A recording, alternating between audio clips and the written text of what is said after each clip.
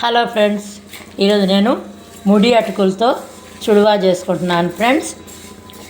అటుకులు dry roast చేశాను.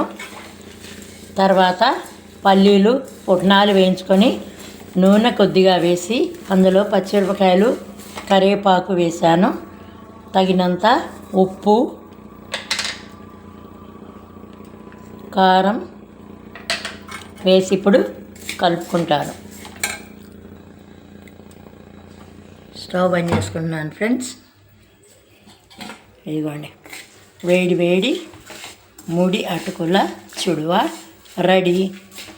ఇవి పాలిష్ తక్కువ ఉంటాయి కానీ టేస్ట్ బాగా ఉంటాయి.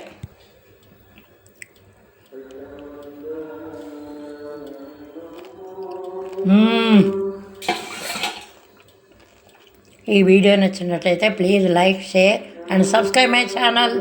Thank you, friends.